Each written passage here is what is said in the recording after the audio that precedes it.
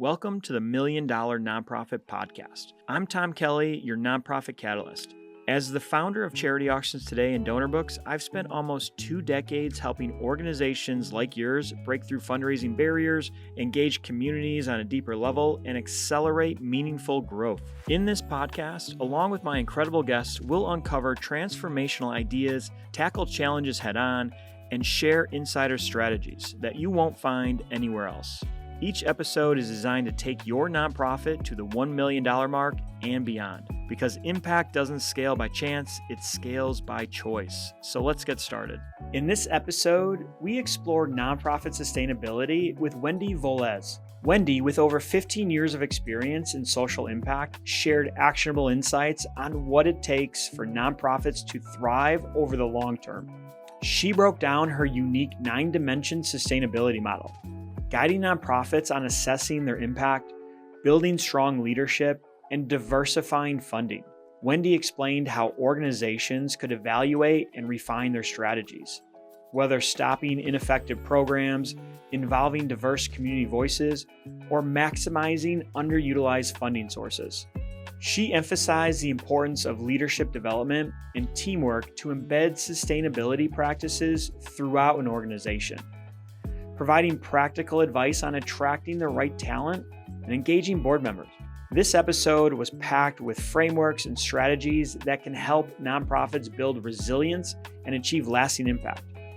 Don't miss this deep dive on how sustainability practices can fuel your mission forward. Wendie, welcome to the $1 Million Nonprofit Podcast. Thanks for having me. I'm excited to be here. Oh, for sure. And we're talking about a topic today that it's all about nonprofit sustainability. And sustainability to different people means so many different things. So what does nonprofit sustainability mean to you, and how do you implement it with the people you work with? Yeah, so I think that you're right. There is a lot of room to interpret what the word sustainability means. And for me, I really focus on the sustainability of an organization as it provides the services and fulfills its natural mission as a mission-driven organization. So sometimes that means just getting to the next step over time and continuing to grow and exist. And for some organizations, they can get lost in that mission and not be able to sustain themselves. And eventually, what you'll see is that a nonprofit might fail. So in some ways, sustainability is simply the practice of being intentional and making sure that your nonprofit is not failing. And you've worked with a lot of nonprofits in kind of putting together these strategies. What are some examples of sustainable practices that you've seen that were successful in different nonprofits? I think the first thing is to stop doing things that don't work.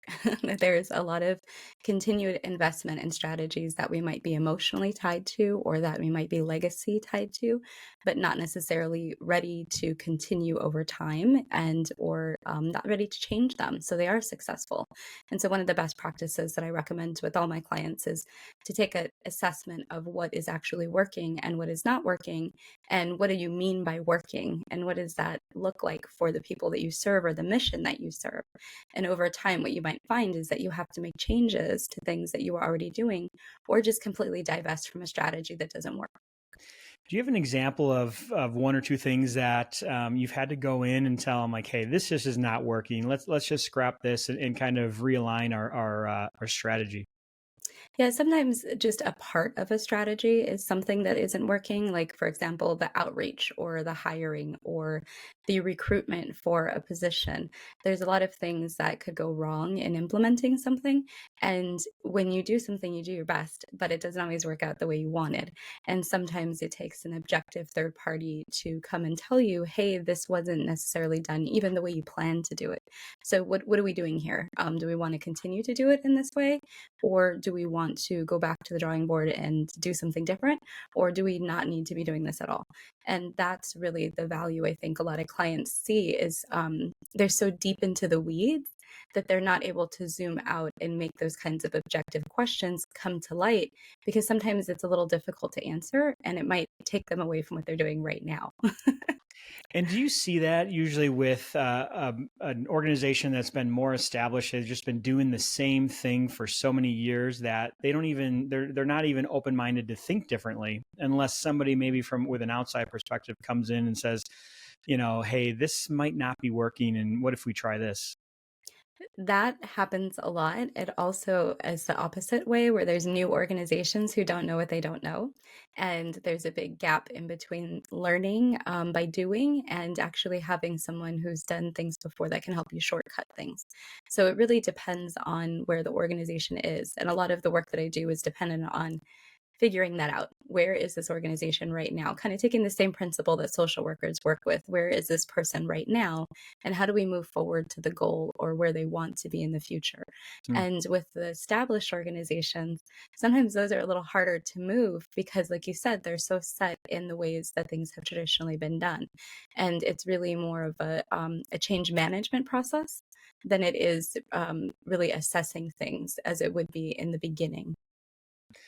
What are the different ways sustainability can look in a nonprofit? Is it funding? Is it mission? What are some of the different areas that sustainability, kind of is can be implemented or fixed? Yeah, so when I first started this business, I developed a 9 dimension model of sustainability because CDC asked me, "What do you know about sustainability?" And I said, "Well, let me tell you."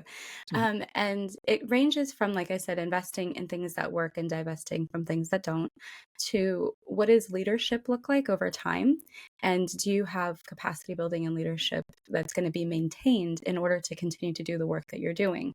It could also look like, are you actually making change and making measurable change? And what does that look like for your organization? And so, as you're doing the work of looking at these different dimensions, the reason I put them in there was because sustainability sometimes is very nebulous for people. And it's hard for people to be tangible about what action should I be taking today.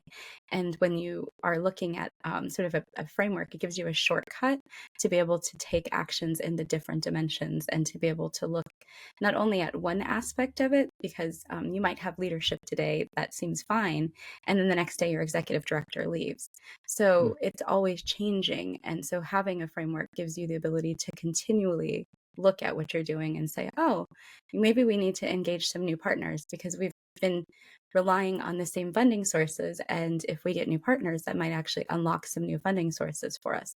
So things like diversifying your partners, diversifying your funding streams, those are all like listed in the framework. And I think that sometimes people really want that shortcut, but they don't necessarily know how to find it. And so that was what I was doing when I was creating this work, was to make shortcuts easy for people and make sustainability easy.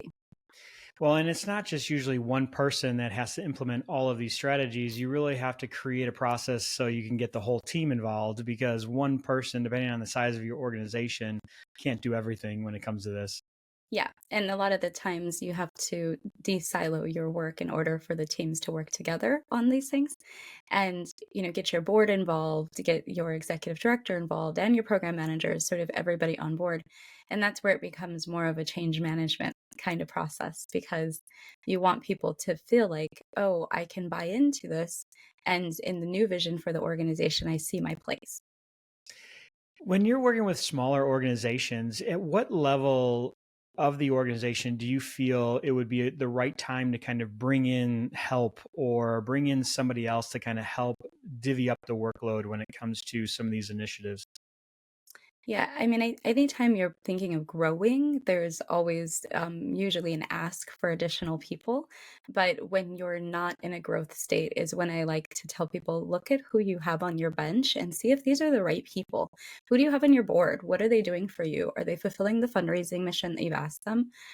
Who do you have as volunteers? And if you have volunteers doing pro bono services or you don't, what is it that you need in the next 2 or 3 years? And can you line up the right volunteers for pro bono services to give you some of those things for free? So it doesn't always have to look like, who are you hiring today? But it should look like, when I'm thinking about the future and what my organization is going to need to be sustainable, do I have the right talent? And am I attracting the right talent? Do I have words on my website that tell those people to come to me?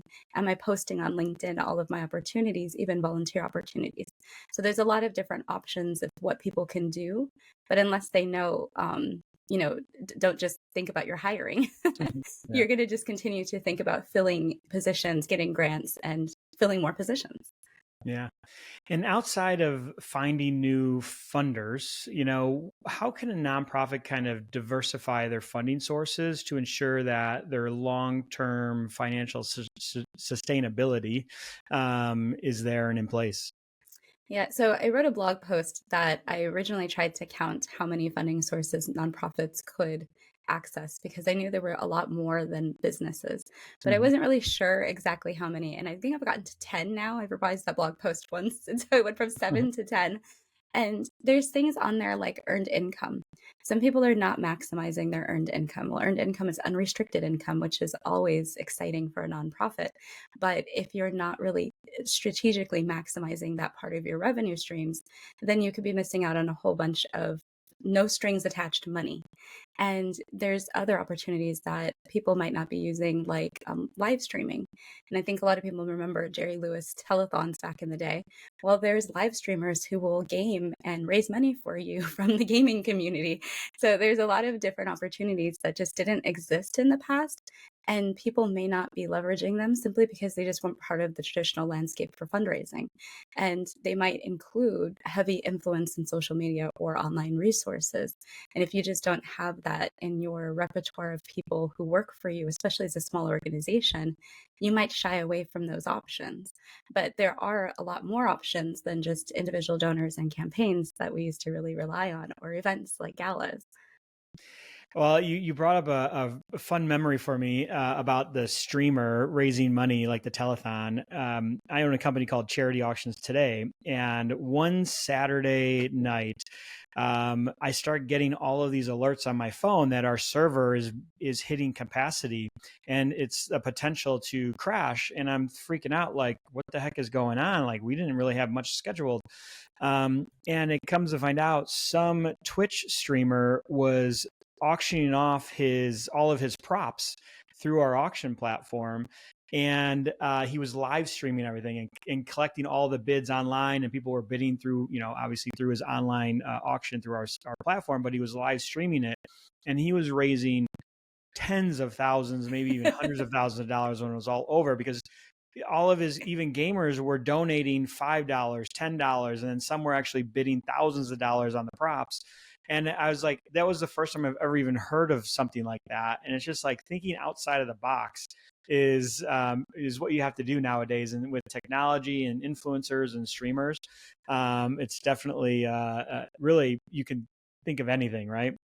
Yeah, and some nonprofits might not want to do influencer marketing because it does take a little bit of work. And you think of influencer marketing as being traditionally for bigger companies. Even my company doesn't use influencer marketing, right? And so it could be daunting to people, but it's simple as just having a volunteer who fits into that category and is willing to set it up and do it, right? And it's not Yeah. really been I've seen it advertised by that person. So the nonprofit doesn't even really do much except for benefit from the Yeah. actual streaming happening.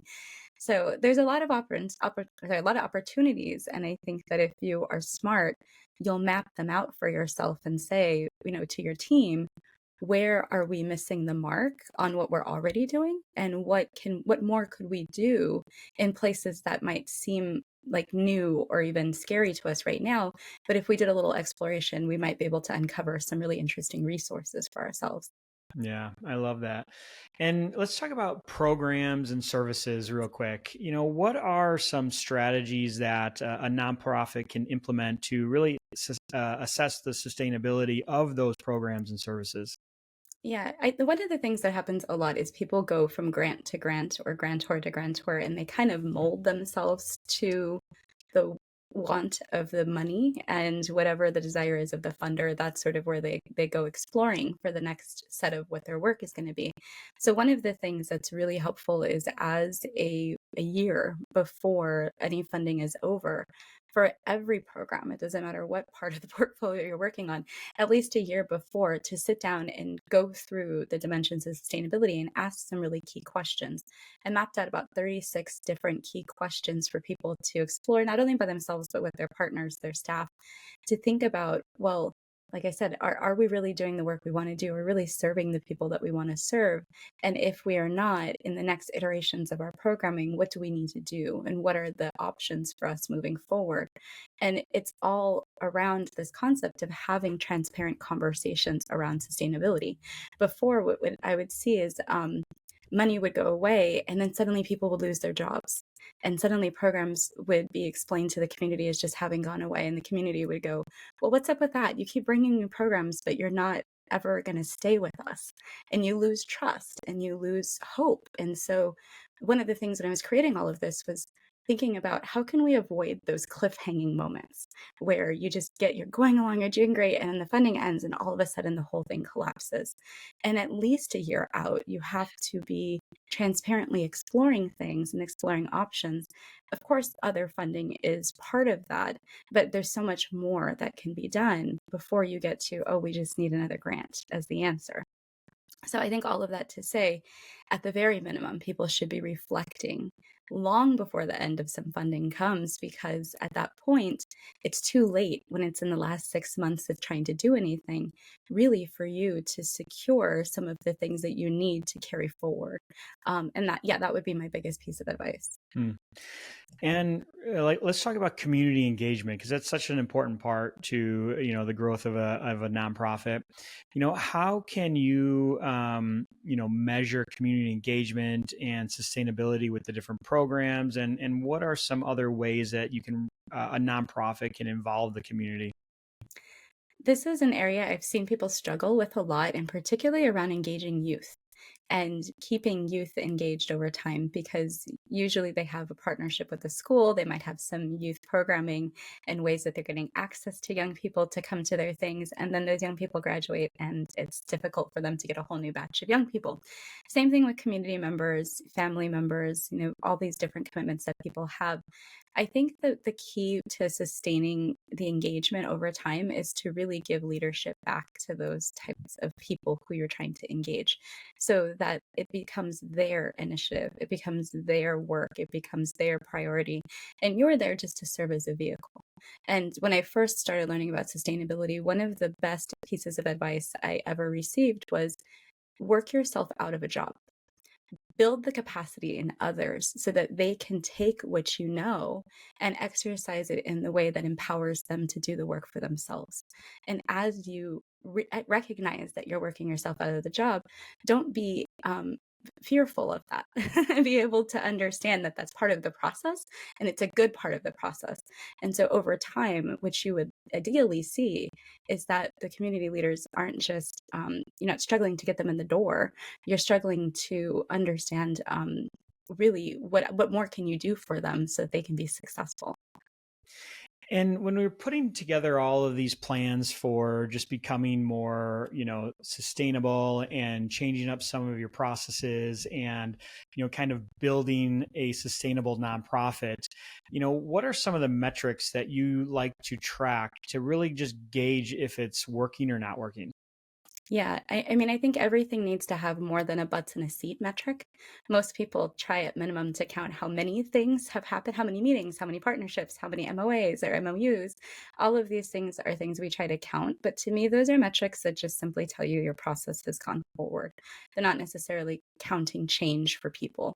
So really digging down deeper and understanding, well, for the people that I serve, or the cause that I serve, what does true transformation look like? And am I able to provide that transformation reliably over and over again with the methodology that I'm doing? Because everything in the end, honestly, ends up looking very similar to an evidence based program. And if you're able to do something reliably over time, you're going to get to the outcomes. So thinking about, not only the process, but also what is a true outcome or transformation metric that is reflective of the work and is reflective of me doing the work at a high quality. Because we can always do the work and just kind of phone it in, but it doesn't mean that the people really receive the thing that they were supposed to receive or that they wanted to receive. So, sometimes people do pre-post or do other sorts of metrics that tell people, how much change happened over the course of time by us doing the service that we provided.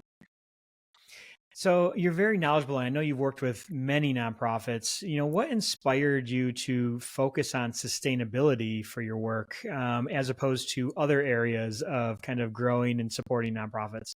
Yeah, when I started this work, I worked for the federal government for a number of years doing grant management and overseeing projects. And the biggest problem, like I said, was we wouldn't sustain work that we'd invested millions of dollars into. And so there became answers that bubbled up to the top, but the federal government did a really bad job about explaining those answers to the public. Hmm. And so once I no longer had those golden handcuffs, I said, well, why don't I just explain this? Because it's actually a lot of very helpful information and a lot of things that have been tried and true tested at the federal level and been implemented by hundreds of people. Why wouldn't it work for just any nonprofit to be able to pick up these principles and embed them in their organization? And so, what I was really hoping to get to was to shortcut things for good do gooders, to make sure that people had less risk of failure.